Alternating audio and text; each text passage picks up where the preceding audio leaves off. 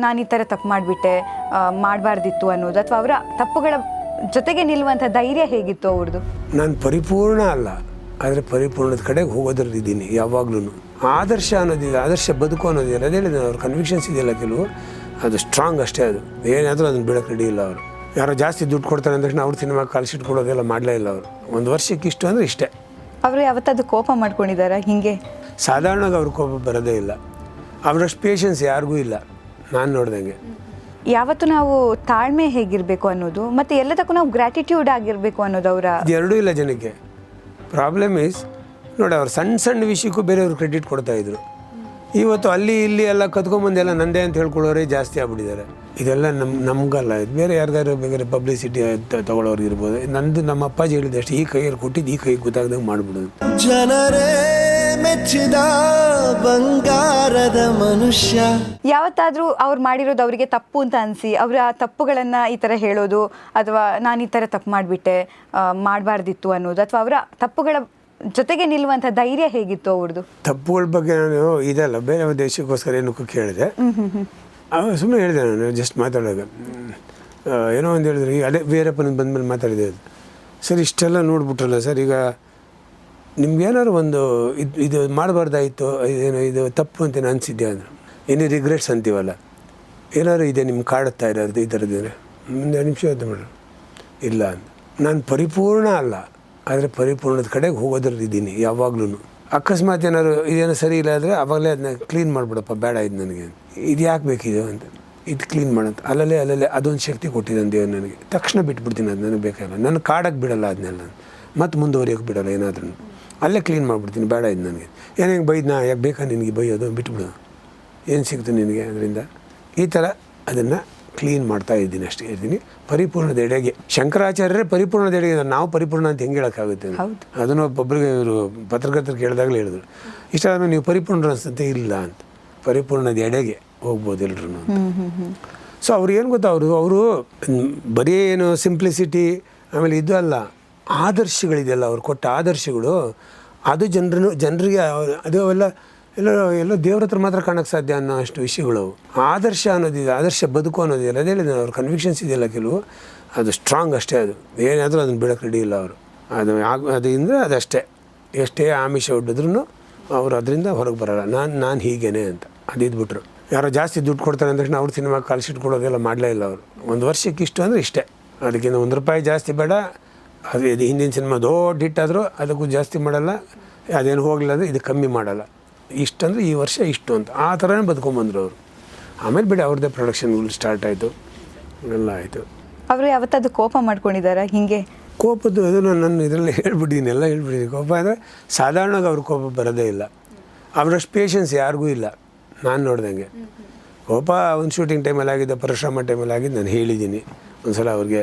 ಅಂದರೆ ಏನೋ ಒಂದು ಸರಿ ಹೋಗ್ತಿಲ್ವಲ್ಲ ಈ ಕಥೆ ಅನ್ನೋದ್ರಿಂದ ಬಂದಿದ್ದು ಬಿಟ್ಟರೆ ಮಿಕ್ಕಿದೆಲ್ಲ ಪಾರ್ವತಮ್ಮರ ಬಗ್ಗೆ ಮಾತಾಡೋದು ಹೇಳಿದೆ. ಅವ್ರಿಗೆ ಭಾಷಣಗಳಲ್ಲಿ ಕೂದಲಿದ್ರೆ ಆಗ್ತಿರ್ಲಿಲ್ಲ. ಪಾರ್ವತಮ್ಮ ಆದ ತಕ್ಷಣ ಆ ಥರದ್ದು ಏನಾರು ಇದ್ಬಿಟ್ರೆ ಅವರು ಎಲ್ಲರೂ ಭಾಷವಾಗಿದ್ದಾರೆ, ಪಾರ್ವತಿ ಇದೇನಿದು ಅಂತ, ಹಿಂಗೆ ಇದೇನಿದು ಅಂತ ಅಂದರೆ ಇದು ಅಂತ. ಆಮೇಲೆ ನೋಡಿ ಇದೇ ನನಗೆ ಆಗಲ್ಲ ಅಂತ, ಅದು ಅವ್ರಿಗೆ ಇಷ್ಟ ಆಗಲ್ಲ, ಅದು ಕೂದಲೇ ಇದ್ದರೆ. ಆಮೇಲೆ ಹೇಳಿದ್ರು, ಇದಾದಮೇಲೆ ಎಲ್ಲ ಹೊರಗಡೆ ಹೋಗ್ಬೇಕಾ, 10 ಭಾಷೆಗೆ 15 ಭಾಷೆಗೆ ತೊಗೊಂಡು ಹೋಗ್ಬಿಡ್ತೀಯ ನಾನು ಅಂತ. ಅದೊಂದು ಆಯ್ತು, ಆಮೇಲೆ ನೋಡ್ಕೊಂಡು ಫಸ್ಟ್ ಇನ್ನೊಂದು ಹೊಸದು ಇಟ್ಬಿಡೋದು, ಅದು ತೆಗೆದು ಈ ಕಡೆ ಆಮೇಲೆ ನೋಡ್ಕೊಳ್ಳೋಕೆ ಕೊಡೋಣ ಅಂತ. ಫಸ್ಟ್ ಅವ್ರಿಗೆ ಬೇಜಾರಾಗಬಾರ್ದು ಅಂತ ನೋಡ್ಕೊತಿದ್ದೆ ಅಂತ. ಅವರು ನೋಡಿ, ಅದು ಒಳ್ಳೆ ಆದರ್ಶ ದಾಂಪತ್ಯ ಅವ್ರದ್ದು ಆ್ಯಕ್ಚುಲಿ, ಒಬ್ರಿಗೊಬ್ಬರು ಅಷ್ಟು ಪೂರಕವಾಗಿದ್ದರು. ಸೊ ಇಂಥ ಸಣ್ಣ ಪುಟ್ಟ ಕೋಪಗಳು ಬಿಟ್ಟರೆ ತೀರಾ ಕೋಪ ಮಾಡಿ ಇದು ಮಾಡೋದು ಅಂತೇನು ಅವರು ಮಾಡೇ ಇಲ್ಲ. ಅವರು ಹೇಳಿದೆ, ನಿಮ್ಮ ಕೋಪ ಬರುತ್ತೆ ಸರ್ ಅಂತ ಒಂದ್ಸಲ ಕೇಳಿದ್ದೆ. ಅವ್ರ ತಂದೆ ಕೋಪ ಇತ್ತು, ಅವ್ರು ಬೆತ್ತದಿಂದ ಹೊಡಿತಾಯಿದ್ರು, ಅವ್ರ ತಾತ ಇನ್ನೂ ಕೋಪಿಷ್ಟರಾಗಿದ್ದರು. ಸೊ ನೀವು ನಿಮ್ಮ ಮಕ್ಕಳಿಗೆ ಯಾವ ಥರ ಶಿಕ್ಷೆ ಕೊಟ್ಟಿದ್ದೀರಾ ಅಂದೆ. ಇವ್ರಿಗೂ ಚೆನ್ನಾಗಿ ಬೆತ್ತದಿಂದ ಹೊಡೆದಿದ್ರು, ಅವ್ರು ಚಿಕ್ಕವರೆಲ್ಲ ಹೊಡಿತಿದ್ರು. ಸೊ ನೀವು ನಿಮ್ಮ ಮಕ್ಕಳಿಗೆ ಯಾವ ಥರ ಅಂದರೆ, ನನ್ನ ಮಕ್ಕಳಿಗೆ ಅದನ್ನು ಶಿಕ್ಷೆ ಕೊಡೋ ಪ್ರಮೇಯನೇ ಬರಲಿಲ್ಲ ಅಂದರು. ಏನಾದ್ರು ನನಗೆ ಇಷ್ಟ ಆಗಲಿಲ್ವ, ಈ ಥರ ಬೇಜಾರಾಯ್ತಾ, ಸುಮ್ಮನೆ ಇದ್ಬಿಡ್ತೀನಿ, ನಾನು ಸುಮ್ಮನೆ ಇದ್ಬಿಡ್ತೀನಿ ಮನೇಲಿ. ಒಬ್ಬೊಬ್ಬರೇ ಬರ್ತಾರೆ, ಅಪ್ಪ ನನ್ನಿಂದ ಏನಾರು ತಪ್ಪಾಯ್ತು, ನನ್ನಿಂದ ಏನಾರು ತಪ್ಪಾಯ್ತಪ್ಪಾಜಿ, ನಾನೇನು ತಪ್ಪು ಮಾಡೋದು, ಯಾಕೆ ಸುಮ್ಮನಿದ್ದೀರಾ, ಏನಾಯಿತು ಅಂತ ಕೇಳ್ತಾರೆ. ನಾನು ಅವ್ರ ಹತ್ರ ಸೇರ್ಕೊಂಡು ಹೇಳ್ತೀನಿ, ನೋಡಪ್ಪ ಈ ಥರ ಹೇಳಿ ಸ್ವಲ್ಪ ಬೇಜಾರಾಯಿತು, ಪರವಾಗಿಲ್ಲ, ಇದ್ರಲ್ಲಿ ನೀನು ಸರ್ ಮಾಡ್ಕೊ ಅಂತ ಹೇಳ್ಬಿಟ್ಟು ಬಿಟ್ಬಿಡ್ತೀನಿ. ಶಿಕ್ಷೆ ಕೊಡೋಷ್ಟು ಮಟ್ಟಿಗೆ ಏನೂ ಆಗಲಿಲ್ಲ ಅಂತ. ಅಂದರೆ ಅವರ ಪ್ರತಿ ನಡೆನೂ ಈಗಿನ ಸಮಾಜಕ್ಕೆ ಅದೆಲ್ಲ ಮಾದರಿ ಅಲ್ವಾ? ಯಾಕಂದರೆ ಎಲ್ಲನೂ ಹೇಗಿರಬೇಕು, ಹೇಗೆ ನಡ್ಕೋಬೇಕು, ಆಮೇಲೆ ಯಾವತ್ತು ನಾವು ತಾಳ್ಮೆ ಹೇಗಿರಬೇಕು ಅನ್ನೋದು ಮತ್ತು ಎಲ್ಲದಕ್ಕೂ ನಾವು ಗ್ರ್ಯಾಟಿಟ್ಯೂಡ್ ಆಗಿರಬೇಕು ಅನ್ನೋದು ಅವರ ಎರಡೂ ಇಲ್ಲ ಜನಕ್ಕೆ. ಪ್ರಾಬ್ಲಮ್ ಈಸ್ ನೋಡಿ, ಅವ್ರು ಸಣ್ಣ ಸಣ್ಣ ವಿಷಯಕ್ಕೂ ಬೇರೆಯವ್ರು ಕ್ರೆಡಿಟ್ ಕೊಡ್ತಾಯಿದ್ರು. ಇವತ್ತು ಅಲ್ಲಿ ಇಲ್ಲಿ ಎಲ್ಲ ಕತ್ಕೊಂಬಂದು ಎಲ್ಲ ನಂದೇ ಅಂತ ಹೇಳ್ಕೊಳ್ಳೋರೇ ಜಾಸ್ತಿ ಆಗ್ಬಿಟ್ಟಿದ್ದಾರೆ. ಈವನ್ ಅವ್ರಿಗೆ ಯಾರು ಹೆಲ್ಪ್ ಮಾಡಿದವ್ರು ಮರೆತು ಬಿಡ್ತಾರೆ. ಇವ್ರು ಯಾವುದೋ ಒಂದು ನೋಡಿ, ಅಲ್ಲಿ ಯಾವುದೋ ಒಂದು ಮಯೂರ ಸಿನಿಮಾದಲ್ಲಿ ಪ್ರಭಾಕರ್ ಅವ್ರ ಜೊತೆ ಕುಸ್ತಿ ಆಡೋ ಒಂದು ದೃಶ್ಯ ಬರುತ್ತೆ ಫಸ್ಟ್. ಅದು ನಾನು ಆಮೇಲೆ ನಮ್ಮ ಐತಾಳ್ರು ನಮ್ಮ ಫ್ರೆಂಡು SLV ಹೋಟ್ಲವರು ಇಬ್ಬರು ಹೋಗಿದ್ವಿ ಅವ್ರ ಮನೇಲಿ ಮಾತಾಡೋಕೆ. ಮಯೂರ ಅಲ್ಲಿ ಟಿ ವಿಲಿ ಬರ್ತಾಯಿತ್ತು. ಅದು ಮಾತಾಡ್ತಾ ಅದನ್ನು ನೋಡ್ತಾ ಇರ್ಬೇಕು. ಅಲ್ಲ ಬಂದಿದ್ದಲ್ಲ, ಮಯೂರ ವಿಷಯ ಬಂತು. ಮಯೂರಲ್ಲಿ ಇದಿರಲಿಲ್ಲ, ಫಿಲ್ಮ್ ಬರ್ತಿಲ್ಲ.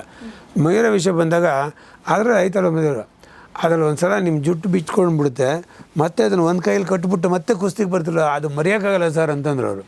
ನೋಡಿ, ಅದು ನಮ್ಮ ಸ್ಟಂಟ್ ಮಾಸ್ಟರ್ ಹೇಳ್ಕೊಟ್ಟಿದ್ದು. ಅವ್ರು ಹೇಳಿದ್ರು, ಅಣ್ಣ ಸುಮ್ಮನೆ ಸ್ವಲ್ಪ ಲೂಸಾಗಿ ಇಟ್ಬಿಟ್ಟು ಇದಕ್ಕೆ ಬಿಚ್ಚಿಬಿಟ್ಟು ಅದು ಒಂದು ಕೈಲಿ ಹಿಂಗೆ ಬರ್ತಾ ಒಂದು ಇದು ಮಾಡಿ ಅಂತಂದರು. ನೋಡಿ, ಅವತ್ತು ಅವ್ರು ಯೋಚನೆ ಮಾಡಿ, ಇವತ್ತು ನೀವು ಯೋಚನೆ ಮಾಡ್ತಿದ್ದೀರಾ ಅಂದರೆ ಅವರು ಇದನ್ನು ನೀವು ಯೋಚನೆ ಇಷ್ಟಪಡ್ತೀರಾ ಅಂದರೆ ಅವೆಲ್ಲ ಚೆನ್ನಾಗಿತ್ತು ಅಂತಲ್ವ ಅರ್ಥ ಅಂತೆಲ್ಲ ಕ್ರೆಡಿಟ್ ಕೊಡ್ತಾರೆ. ಅದೆಲ್ಲ ನನಗೆ ಅದೆಲ್ಲ ಪ್ಲ್ಯಾನ್ ಮಾಡಿದೆ ಅನ್ನೋ ಥರ ಹೇಳೋದಿಲ್ಲ ಅವರು. ಅವ್ರು ಹಿಂಗೆ ಹೇಳಿದ್ರು, ಇವ್ರು ಹಿಂಗೆ ಹೇಳಿದ್ರು, ಇವರು ಎಲ್ಲ ಕ್ರೆಡಿಟ್ ಕೊಡೋದ್ರಲ್ಲಿ ಅವರು ಯಾರನ್ನೂ ಬಿಡಲಿಲ್ಲ. ಅಂದರೆ ಸಿಕ್ಕಾಪಟ್ಟೆ ತಾಳ್ಮೆ ಬಗ್ಗೆ ಅಂತ ಹೇಳ್ತೀವಿ ನೋಡಿ. ಹುಟ್ಟಿದರೆ ಕನ್ನಡ ನಾಡಲ್ಲಿ ಹುಟ್ಟಬೇಕು ಹಾಡು ಹುಬ್ಳಿನಲ್ಲಿ. ಬೆಳಿಗ್ಗೆಯಿಂದ ಬಿಸಿಲು ಅಲ್ಲಿ ಓಪನ್ ಇದರಲ್ಲೇ. ಸೊ ಅಲ್ಲಿ ಡ್ಯಾನ್ಸ್ ಮಾಡಬೇಕು ರಾಜ್ಕುಮಾರ್ ಅವರು ಆ ಏಜಲ್ಲಿ. ಹೋಗ್ಬಿಟ್ಟು ಅಲ್ಲಿ ಯಾರೋ ಒಬ್ಬರು ತಪ್ಪಿದ್ರು ಮತ್ತೆ ಇನ್ನೊಂದು ಸಲ ಮಾಡಬೇಕು. ಹಿಂದ್ಗಡೆ ಅಂದೆಲ್ಲ ಇದೆಲ್ಲ ಹೊಡಿಯೋರು ಮಕ್ಕಳು ಇದೆಲ್ಲ ಇದೆ ಅಲ್ಲಿ.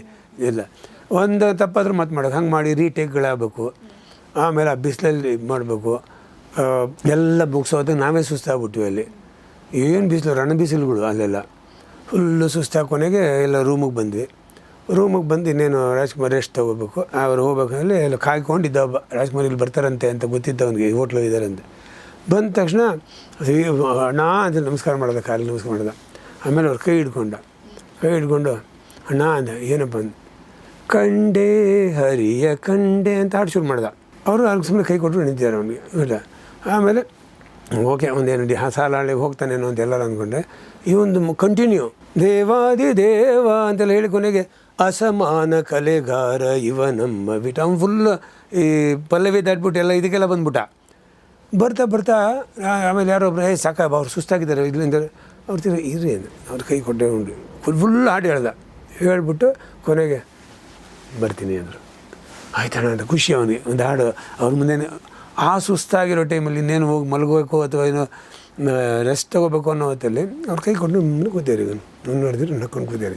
ಈ ತಾಳ್ಮೆ ಯಾರಿಗಿದ್ದೀರಿ? ಯಾರಿಗೂ ಇರೋಕ್ಕೆ ಸಾಧ್ಯ ಯಾರಿಗೂ ಇಲ್ಲ. ಹೌದು, ಯಾಕಂದರೆ ಇದು ಕೇಳಿದಾಗಲೇ ನಮಗೆ ಹೆಂಗನ್ಸುತ್ತೆ ಅಂದರೆ ಹೌದು, ನಾವು ಯಾರನ್ನ ರೋಲ್ ಮಾಡೆಲ್ ಆಗಿ ತಗೊಂಡಿದ್ವೋ ಅದು ಕರೆಕ್ಟೇ, ಅದು ಸರಿನೇ ಅನ್ನೋದು ಇನ್ನೂ ಜಾಸ್ತಿ ನಮ್ಮನ್ನು ಜೊತೆಗೆ ನಾವು ಅದನ್ನು ಅಳವಡಿಸ್ಕೊಳ್ಳೋದು ಕಲ್ತ್ಕೋಬೇಕು. ಅದೇ ನಾವು ಅವ್ರು ಕೊಡೋ ರೆಸ್ಪೆಕ್ಟ್ ಬೇಸಿಕಲಿ. ಏನೇ ಹೇಳಿದ್ರು ನೋಡಿ, ಈಗ ಅವ್ರು ಹಂಗೆ ನಡ್ಕೊಂಡ್ರು ಏನಕ್ಕೆ ಅದು ದೇವರು ಅಂತಾರಲ್ಲ ಅನ್ನೋದಕ್ಕೆ ವಿಷಯ ಬಂತು. ಯಾರು ಒಂದು ಆ ಥರ ಸಹಿಷ್ಣುತೆ ಇರೋರು, ಅಷ್ಟು ಎಲ್ಲರ ಬಗ್ಗೆ ಯೋಚನೆ ಮಾಡೋರು ನೋಡಿ. ಇನ್ನೊಂದು ಎಕ್ಸಾಂಪಲ್ ಹೇಳ್ತೀನಿ. ಒಂದು ದಿವಸ ಟೀ ತಂದು ಕೊಟ್ಟ ಹುಡುಗ. ನಾನು ಅದ ಕಾಫಿ ತಂದು ಕೊಡಿದೆ. ಏನೋ ಒಂದು ಹೇಳೋರು ಅವರು.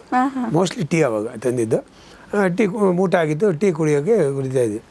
ಅದು ಅವರು ಹಿಂಗೆ ಅಂದ್ಬಿಟ್ಟು ಅವನ ಹತ್ರ ತೊಗೊಂಡು ಹಿಂಗೆ ನಾನು ಕೊಡ್ತಾ ಸ್ವಲ್ಪ ಬಿದ್ದುಬಿಟ್ಟು ಚೆಲ್ಬಿಡ್ತು ಕೆಳಗೆ ಟೀ. ಅಷ್ಟೆಲ್ಲ ಅವ್ನು ಹೋಗ್ಬಿಟ್ಟಿದ್ದ ಕೊಟ್ಬಿಟ್ಟು. ಅವರು ಅಪ್ಪ ಅಯ್ಯ ಒಂದು ನಿಮಿಷ ಪಾಪ ಒಂದು ಸ್ವಲ್ಪ ಟೀ ಬಿದ್ದೋಯ್ತು, ಒಂಚೂರು ಒಂದು ಬಟ್ಟೆ ತಗೊಂಡು ಒರೆಸ್ಬಿಡಪ್ಪ, ಇಷ್ಟು ಚೆನ್ನಾಗಿ ಹೇಳಿದ್ರು. ಅಪ್ಪ ಅಯ್ಯ ಅಂತ ಕರೀತಾರೆ ಹೇಳಿದೆ. ಅವ್ರು ಹೋದ್ಮೇಲೆ ಹೇಳಿದೆ, ಸರ್ ಬಸವಣ್ಣವರಾದ್ಮೇಲೆ ಅವ್ರ ತತ್ವನ ಪಾಲಿಸಿರೋರಲ್ಲಿ ನಾನು ನಿಮ್ಮನ್ನೇ ಫಸ್ಟ್ ನೋಡೋದು ಅಂದರೆ ಏನು ಅಂದರು ಅವರು. ಅಯ್ಯ ಎಂದರೆ ಸ್ವರ್ಗ, ಎಲವೋ ಎಂದರೆ ನರಕ ಅಂದರು ಅವರು. ಇವಾಗ ನೀವು ಕರೆದಲ್ಲ ಸರ್, ಇವಾಗ ನೀವು ಅವ್ನ ಕೆಲಸದವನು, ಬಾರ ಇಲ್ಲ ಒಂಚೂರು ಟಿ ಬಿದ್ದೇವೆ ನೋಡ್ತೀವಿ ಅಂದರೆ ಅವ್ನು ಬಂದು ತೊಗೊಂಡು ಹೋಗ್ತಿದ್ದ. ನೀವು ಅವ್ನು ಎಷ್ಟು ಇದರಿಂದ ಅಯ್ಯ ಬಾಪ ಒಂದು ಸ್ವಲ್ಪ ಟಿ ಬಿದ್ದೈತೆ ಒಂಚೂರು ಒಂದು ಬಟ್ಟೆ ತಂದು ಬರ್ತದೆ ಇಷ್ಟು ಪೊಲೈಟಾಗಿ ಹೇಳ್ತಾ ಇದ್ದೀರಾ. ಇದು ಸಾಧಾರಣವಾಗಿ ಯಾರೂ ಮಾಡಲ್ಲ ಸರ್. ಅಲ್ಲ ಏನು ಗೊತ್ತಾ, ಪ್ರವೀಣ್ ನಾಯಕ್ ಅನ್ನೋರು ಒಂದು ಸರ್ ಪ್ರವೀಣ್ ನಾಯಕ್, ಈಗ ಅವನು ಹಂಗೆ ಹೇಳಿದ್ರು ಬಂದು ಬರ್ತಾನೆ, ಹಿಂಗೆ ಹೇಳಿದ್ರು ಅವ್ನು ಬರುತ್ತಾನೆ. ಹಂಗೆ ಹೇಳ್ದೆ ಇದ್ರೋಣ, ಬರ ಇಲ್ಲಿ ವರ್ಷನೂ ಇದ್ದಿದೆ ಅಂದರೆ ಮನಸಲ್ಲೇ ಬೈಕೊಂಡು ಬರ್ತಾನೆ. ಅವ್ನು ಏನು ಮಾತಾಡ್ತಾನೆ, ಹಿಂಗೆ ಇದ್ದಾನೆ. ಅದೇ ಪ್ರೀತಿಯಿಂದ ಹೇಳಿದ್ರೆ ಅವ್ನು ಪ್ರೀತಿಯಿಂದಲೇ ಕೆಲಸ ಮಾಡ್ತಾನೆ. ನಮ್ಗೆ ಯಾಕೆ ಬೇಕಾ ಮೊದಲನೇದು? ಹಿಂಗೆ ಹೇಳಿದ್ರು ಹಂಗೆ ಹೇಳಿದ್ರು ಕೆಲಸ ಅದೇ ಮಾಡೋದು. ಅವನು ಖುಷಿಯಾಗಿರಲಿ. ಅವನಿಗೇನೋ ಒಂದು ಬೀಳಿಸಿದ್ದು ನಾನು, ಅವನಿಗೆ ಬೈದೇನು ಮಾಡೋದು, ಅವ್ನಿಗೆ ಹೇಳಿ ಏನು ಮಾಡೋದು? ಈ ಥರ ಆಗಿದ್ದೆಪ್ಪ ಒಂಚೂರು ಹೊರಸಪ್ಪ ಅಂದರೆ ಹೊರಿಸ್ತಾನೆ. ಬೈಕೊಂಡು ನಮ್ಮದು ಇದು ನನಗೆ ಇಷ್ಟ ಇಲ್ಲ ಯಾರು ಈ ಥರ. ಎಂಥ ಆಲೋಚನೆ ಅಲ್ವಾ, ಎಂಥ ಆಲೋಚನೆ. ಅಂದ್ರೆ ಕೆಲಸ ಅದೇ ಆಗೋದು, ಓಡಿಸ್ತಾನೆ ಒಂದು, ಬಟ್ ಅದ್ರಲ್ಲೂ ಪಾಸಿಟಿವ್ ಏನು ನೆಗೆಟಿವ್ ಏನೋದು ಅದು ಗೊತ್ತಿಲ್ಲ. ಯಾಕೆ ಒಬ್ಬನ ಹರ್ಟ್ ಮಾಡಬೇಕು, ಯಾಕೆ ಒಬ್ಬನ ಬೈಯೋ ಥರ ಒಂಥರ ಬೇಜಾರು ಮಾಡ್ಕೊಂಡು ಒರ್ಸೋದು, ಯಾಕೆ ಅವ್ನು ಖುಷಿಯಾಗಿ ಒರ್ಸ್ಕೊಂಡು ಹೋಗ್ಲಿ. ಚಿತ್ರರಂಗದಲ್ಲೂ ಕೂಡ ಅವರು ಎಲ್ರಿಗೂ ಸೇಮ್ ರೆಸ್ಪೆಕ್ಟ್ ಕೊಡ್ತಿದ್ರು ಅನ್ನೋದಂದ್ರೆ ಅವ್ರ ಮನೆಗೆ ಕರ್ಸ್ಕೊಂಡು ಬಂದು ಎಲ್ಲ ನಟರ ಜೊತೆ ಎಲ್ಲರ ಜೊತೆ ಅವ್ರು ಕಲಾವಿದರ ಜೊತೆ ಮಾತಾಡ್ತಿದ್ರಂತೆ. ಅದು ಹೌದಾ? ಅಂದರೆ ನನಗೊಂದು ಕ್ಯೂರಿಯಸ್. ಈಗ ಕೆಲವರು, ಈಗ ಮೆನ್ಷನ್ ಮಾಡೋದು ಬೇಡ, ಕೆಲವರು ಸಿಗೋದೇ ಇಲ್ಲ, ಕೈಗೂ ಸಿಗೋದಿಲ್ಲ, ಮಾತಾಡೋದಕ್ಕೂ ಸಿಗೋದಿಲ್ಲ, ಇವನ್ ಯಾವ ಪತ್ರಕರ್ತರಿಗೂ ಆಗಿರಲಿ ಯಾರಿಗೂ ಆಗಿರಲಿ. ಸ್ಟಾರ್ ಅನ್ನೋದು ಆಗಿಬಿಟ್ಟಿರುತ್ತೆ, ಆಮೇಲೆ ವಿಷಯನೇ ಇಲ್ಲ ನಾನು ಸ್ಟಾರು. ಅದು ಬೇರೆ ನಟರ ಬಗ್ಗೆ ಕೂಡ ಮಾತಾಡೋದಿಲ್ಲ. ಬೇರೆ ಯಾವ ನಟನಾದರೂ ಕಷ್ಟದಲ್ಲಿದ್ದರೂ ಕೂಡ ಏನು ಹೇಳ್ತಾರೆ, ಅದಕ್ಕೆ ಸಹಾಯ ಮಾಡುವಂತಹ ಮನಸ್ಸು ಈಗ ಸ್ವಲ್ಪ ಕಡಿಮೆ ಅಂತ ನನಗೆ ಅನಿಸುತ್ತೆ. ಆದರೆ ರಾಜ್ಕುಮಾರ್ ಅವರ ವಿಷಯ ಬಂದಾಗ ಸರ್ ಅವರು ಎಲ್ಲರನ್ನ ಕರೆಸ್ತಿದ್ರಂತೆ, ಮಾತಾಡಿಸ್ತಿದ್ರಂತೆ. ಅದು ಈ ವಿಚಾರ ಹೌದಾ? ಹೇಗಿತ್ತು ಆ ಟೈಮಲ್ಲಿ? ಅಲ್ಲ, ಅವ್ರಿಗೆ ಯಾವ್ದಾದ್ರು ಸಿನಿಮಾ ಇಷ್ಟ ಆದ್ರೆ ಈವನ್ ಇನ್ಫ್ಯಾಕ್ಟ್ ನೋಡಿ ಯಜಮಾನ ನೋಡಿದ್ರು, ಇಷ್ಟ ಆಯಿತು ಅವ್ರಿಗೆ ಯಜಮಾನ ವಿಷ್ಣುವರ್ಧನ್ ಅವ್ರದ್ದು. ತಕ್ಷಣ ಫೋನ್ ಮಾಡಿಕೊಡು ವಿಷ್ಣುವರ್ಧನ್ಗೆ ಅಂದರು. ಆಮೇಲೆ ಫೋನ್ ಮಾಡಿ ಅವ್ರು ಮೈಸೂರಿದ್ರು, ಯಜಮಾನ ನೋಡಿದೆ ತುಂಬ ಚೆನ್ನಾಗಿ ಮಾಡಿದೆಯಪ್ಪ, ನೀನು ನೋಡೋಣ ಅನಿಸ್ತಾ ಇದೆ ಅಂತ. ಒಂದು ಹಗ್ ಮಾಡೋಣ ಅಂತ ಅಂದು ಒಂದು ಅಪ್ಕೊಂಡು ಒಂದು ಇದು ಮಾಡೋಣ, ತುಂಬ ಚೆನ್ನಾಗಿ ಮಾಡಿದೆಯಪ್ಪ, ಒಂದು ಸಲ ಮೀಟ್ ಮಾಡೋಣ ಅಂದರು. ಆಯ್ತು, ನಾನು ಮೈಸೂರಲ್ಲಿದ್ದೀನಿ, ಮುಗಿಸ್ಕೊಂಡು ಬೆಂಗಳೂರು ಬಂದಾಗ ನಮ್ಮ ಮನೆಗೆ ಹೋಗಿ ಮುಂಚೆ ನಿಮ್ಮ ಮನೆಗೆ ಬರ್ತೀನಿ. ಆದರೆ ಈ ಥರ ಅವರು ಇನ್ವೈಟೇ ಮಾಡೋರು, ಬನ್ನಿ ಅಂತ, ಒಂದು ಊಟ ಗೀಟ ಮಾಡೋಣ ಈ ಥರದಲ್ಲೆಲ್ಲ ಮಾಡೋರು. ಸೊ ಯಾವುದೇ ಅವ್ರಿಗೆ ಆಮೇಲೆ ತುಂಬ ಅದೇ ಹೇಳಿದ್ದು ನಾನು, ಬೇರೆಯವ್ರನ್ನ ಇಷ್ಟಪಡೋ ಗುಣ ಇದೆಯಲ್ಲ ಅದು ತುಂಬ ಇತ್ತು ಅವ್ರಿಗೆ. ನನಗೆ ಎಷ್ಟೋ ಸಲ ಹೇಳ್ತಾಯಿದ್ರು, ಯಾವುದು ಹಳೆ ಸಿನಿಮಾ ಎಲ್ಲ ಬಂದರೆ, ನೋಡಿ ನಾನೇ ಚೆನ್ನಾಗಿ ಮಾಡಿಲ್ಲ ಅನಿಸುತ್ತೆ, ಎಲ್ಲರೂ ಚೆನ್ನಾಗಿ ಮಾಡಿಬಿಟ್ಟಿದ್ದಾರೆ ಅನ್ನೋರು. ಅಂದರೆ ಕೆಲವು ಸಲ ಎಲ್ಲ ಅವ್ರು ಅನ್ನೋದು, ನನಗೆ ಯಾವಾಗಲೂ ನನ್ನ ಸಿನಿಮಾ ನೋಡೋಕೆ ಅದಕ್ಕೆ ಮುಜುಗ್ರ ಅನ್ನೋರು, ಇನ್ನೂ ಚೆನ್ನಾಗಿ ಮಾಡ್ಬೋದಿತ್ತಲ್ಲ ಅನಿಸ್ಬಿಡುತ್ತೆ ನನಗೆ ಅಂತ. ಅಂದರೆ ಯಾವಾಗಲೂ ಕಲಿಯೋದು ಇನ್ನೂ ಇದೆ ಅನ್ನೋದೇ ಇರೋದು ಅವ್ರಿಗೆ. ಹೌದು ಹೌದು. ಅಂದರೆ ಬೇರೆ ನಟರಿಗೆ ಅವ್ರ ಸಪೋರ್ಟ್ ಹೇಗಿತ್ತು? ಅಂದರೆ ಬೇರೆ ನಟರಿಗೆ, ಕಲಾವಿದರಿಗೆ ಏನಾದರೂ ಸಮಸ್ಯೆ ಆದಾಗ ಅವ್ರು ನಿಂತಿರೋವಂಥ ರೀತಿ ಅದು ಯಾವುದಾದ್ರೂ ಹೇಳೋದಾದರೆ ನೀವು? ಅದು ಆ್ಯಕ್ಚುಲಾಗಿ ಅವರು ಸುಮಾರು ಜನ ಕೆಲಸ ಮಾಡಿದ್ದಾರೆ, ಬಟ್ ಅದನ್ನು ನಾನು ಒಂದು ಸಲ ಬರೀಬೇಕು ಅಂತಿದ್ದೇನೆ ಆರ್ಟಿಕಲಲ್ಲಿ. ರಾಜ್ಕುಮಾರ್ ಏನು ಮಾಡಿದ್ದಾರೆ ಅಂತ ಕೇಳೋರಿದ್ರು ಕೆಲವರು. ಅವಾಗ ಸರಿ ಅವ್ರಿಗೆಲ್ಲ ಮುಖಕ್ಕೆ ಕೊಡ್ದಂಗೆ ಹೇಳೋಣ ಅಂತ ಅವ್ರು ನನಗೆ ಗೊತ್ತಿತ್ತು ಅವ್ರು ಏನು ಮಾಡಿದ್ದಾರೆ. ಆಮೇಲೆ ಅವ್ರು ಟ್ರಸ್ಟಿಂದ ಏನು ಕೊಡ್ತಾರೆ, ಅವ್ರು ಹಾಡಿದ ದುಡ್ಡೆಲ್ಲ ಬರೀ ಇಂಥದಕ್ಕೆ ಇದಕ್ಕೆ ಆಗ್ಬೇಕು ಅಂತ ಎಷ್ಟೊಂದು ಹಾಡಿಂದು ಮ್ಯೂಸಿಕಲ್ ನೈಟ್ ದುಡ್ಡುಗಳು ಎಲ್ಲ ಬೇರೆಯವ್ರಿಗೇನೆ. ಅಪಾರ್ಟ್ ಫ್ರಮ್ ದಟ್ ಇವರು ಪಾರ್ವತಮ್ಮರಾಗಲಿ ಇವರಾಗಲಿ ಯಾರ್ಯಾರಿಗೆ ಏನೇನು ಹೆಲ್ಪ್ ಮಾಡಿದ್ದಾರೆ ಅಂತ ನಮ್ಗೆ ಗೊತ್ತು. ಆಮೇಲೆ ಯಾವುದೋ ಒಂದು ಹಾಸ್ಪಿಟ್ಲಿಗೆ ಏನು ಕೊಟ್ಟಿದ್ದಾರೆ ಗೊತ್ತು, ಎಲ್ಲ ಗೊತ್ತಿತ್ತು. ಬರೀ ಏನಂದರೆ ಬ್ಯಾಡಿ ಅಂದರು. ಇದೆಲ್ಲ ನಮಗಲ್ಲ, ಇದು ಬೇರೆ ಯಾರಿಗಾರು ಬೇಕಾದ್ರೆ ಪಬ್ಲಿಸಿಟಿ ತೊಗೊಳೋರು ಇರ್ಬೋದು. ನಂದು ನಮ್ಮ ಅಪ್ಪಾಜಿ ಹೇಳಿದಷ್ಟು ಈ ಕೈಯಲ್ಲಿ ಕೊಟ್ಟಿದ್ದು ಈ ಕೈಗೆ ಗೊತ್ತಾಗ್ದಂಗೆ ಮಾಡಿಬಿಡೋದು. ಅದು ಬಿಟ್ಟು ನಮ್ಗೆ ಇದ್ರದ್ದೆಲ್ಲ ಇಂಟ್ರೆಸ್ಟ್ ಇಲ್ಲ, ಬರಿಬೇಡಿ ಪ್ರವೀಣ್ ಬೇಕಿಲ್ಲ ಅಂತ ಯಾರೇನಾರು ಅಂದ್ಕೊಳ್ಳಿ, ನಮಗೇನಾಗಬೇಕು ಅಂತ ಆ ಥರ ಇದ್ರು. ಒಂದು ಸಣ್ಣ ಉದಾಹರಣೆ ಹೇಳ್ತೀನಿ, ಯಾಕಂದ್ರೆ ನಾನು ಎಲ್ಲೋ ಹೇಳಿದೆ ನನ್ನ ಇದರಲ್ಲಿ ತಟ್ಟ ಅಂತೇಳಿ. ನೋಡಿ, ಕಲ್ಯಾಣ್ ಕುಮಾರ್ ಅವರು ಕೊನೆಯಲ್ಲಿ ಅವ್ರಿಗೆ ಪಾತ್ರಗಳು ಕಮ್ಮಿ ಆಗೋಯ್ತು. ತಮಿಳು ಎಲ್ಲ ಮಾಡಿದವರು ಅವರು, ಒಳ್ಳೆ ದೊಡ್ಡ ಸ್ಟಾರೇ. ಅವರು ಇದಾದಾಗ ಪಾಪ ಅವ್ರ ಮಿಸ್ಸಸ್ ರೇವತಿ ಕಲ್ಯಾಣ್ ಅವರೊಂದು ಸಿನಿಮಾ ಪ್ರೊಡ್ಯೂಸ್ ಮಾಡಿ ನೋಡ್ತಾರೆ. ಅವಾಗ ಪ್ರೊಡ್ಯೂಸ್ ಮಾಡಿ ನಾವೇ ಮಾಡಿದ್ರೆ ಯಾರು ದುಡ್ಡು ಬರುತ್ತೇನೆ ಅಂತ ಅದು ಕೂಡ ಹೋಗಲ್ಲ, ಎಲ್ಲ ಕಳ್ಕೊಂಡ್ಬಿಡ್ತಾರೆ. ಆಗ ಇದು ಪಾರ್ವತಮ್ಮ ಹೇಳಿದ ವಿಷಯ ನನಗೆ. ಆವಾಗ ಅವರು ಮಿಸ್ಸಸ್ ರೇವತಿ ಕಲ್ಯಾಣ್ ಕುಮಾರ್ ಅವರು ಬಂದು ಇವ್ರದ್ದು ಕೇಳ್ತಾರಮ್ಮ, ನನಗೆ ಈ ಥರ ಆಗ್ಬಿಟ್ಟಿದ್ದೀನಿ, ಫುಲ್ ಖಾಲಿ ಇವಾಗ ಅಂತಾರೆ, ಏನೂ ಇಲ್ಲ, ಈ ಥರ ಇದೆ, ನನಗೆ ಏನಾದ್ರು ಸಹಾಯ ಮಾಡೋಕ್ಕಂತ. ಅಯ್ಯೋ ಅಮ್ಮ, ನೀನು ಹಿಂಗೆಲ್ಲ ಕೇಳಬೇಡಮ್ಮ ನನ್ನ, ನೀನು ಕೂಡ ಒಬ್ಬ ದೊಡ್ಡ ಕಲಾವಿದನ ಹೆಂಡ್ತಿ, ಅವರು ಸ್ಟಾರಾಗಿ ಮೆರೆದವರು, ತಮಿಳಲ್ಲೆಲ್ಲ ಮಾಡಿದ್ದಾರೆ, ನೀನು ಈ ಥರ ನನ್ನ ಹತ್ರ ಕೇಳಲೇಬಾರ್ದು ಅಂತ, ನಿನಗೇನೋ ತೊಂದರೆ ಇದೆ ಅಲ್ವಾ, ಏನು ಯೋಚನೆ ಮಾಡೋಣ ಬಿಡು ಅಂತ ಕೂತ್ಕೊ ಅಂತೇಳಿ ಒಳಗಡೆ ಹೋಗಿ ಅವ್ರ ಬೀರಲ್ಲಿ ಎಷ್ಟು ದುಡ್ಡಿದೆ ಅಂತ ಲೆಕ್ಕನೂ ಮಾಡಿದೆ, ಅಷ್ಟೊಂದು ತೊಗೊಂಡಿದ್ದಲ್ಲಿ ಹಾಕ್ಬಿಟ್ಟು ಅವ್ರು ಕೊಟ್ಬಿಟ್ರು. ಲೆಕ್ಕನೇ ಮಾಡೋಕ್ಕೆ ಹೋಗಿಲ್ಲ ಪ್ರವೀಣ್ ನಾನು ಅಂದೆ, ಯಾಕಂದರೆ ನಾನು ನೋಡೋಕ್ಕಾಗಲಿಲ್ಲ ಅವಳನ್ನ ಹಾಗೆ ಅಂತ. ಯಾಕಂದರೆ ಅಷ್ಟು ದೊಡ್ಡ ಅವರೂ ದೊಡ್ಡ ಸ್ಟಾರು, ರಾಜ್ಕುಮಾರ್, ಕಲ್ಯಾಣ್ ಕುಮಾರ್, ಉದಯ್ ಕುಮಾರ್ 3 ಜನ ಕುಮಾರ ಹತ್ರ ಇರು ಅಂತಿತ್ತು. ಸೊ ಆ ಥರ ಇದ್ದವರು ಅವರು ವಿಶ್ವಾಸ ಹಿಂಗೆ ಹೇಳ್ಬಾರ್ದು, ಹಿಂಗೆ ಕೇಳಬಾರ್ದು ನನ್ನ, ಅವ್ರು ರೈಟ್ಫುಲಿ ಥರ ಕೇಳಬೇಕಿತ್ತು ಅಂತ. ಅಂದರೆ ಅಷ್ಟು ಹಕ್ಕಿದೆ ಅವ್ರಿಗೆ ಅಂತ ಕೊಟ್ಬಿಟ್ಟೆ ನಾನು ಅಂದರು. ಈ ಥರ ಹೇಳ್ತಾ ಹೋದೇನಾಗುತ್ತೆ ಅಂದರೆ ಪ್ರತಿಯೊಬ್ಬರು ವಿಷಯ ಹೇಳ್ದಂಗೆ ಆಗುತ್ತೆ. ಪಾಪ ಅವ್ರದ್ದು ಇದೊಂದು ವಿಷಯ ನಾನು ಹೇಳಿರೋದ್ರಿಂದ ಆಲ್ರೆಡಿ ಹೇಳ್ಬಿಟ್ಟೆ. ಯಾಕಂದರೆ ಅದಕ್ಕೆ ಸರಿಯಾಗಿ ಇನ್ನೊಬ್ಬರು ಯಾರು ಸಿಕ್ಕರು, ಅವರ ಮಗನ ಫ್ರೆಂಡ್, ಸರ್ ನೀವು ಹೇಳಿದ್ದು 100% ಸತ್ಯ ಸರ್, ಇದು ನನ್ನ ಹತ್ರನೂ ಹೇಳಿದರು ಅವ್ನ ಮಗ ಅಂತಂದರು. ಅಲ್ಲಿಗೆ ಒಂದು ಸ್ವಲ್ಪ ಮಟ್ಟಿಗೆ ಸಮಾಧಾನ ಆಯ್ತು ನನಗಷ್ಟೇ.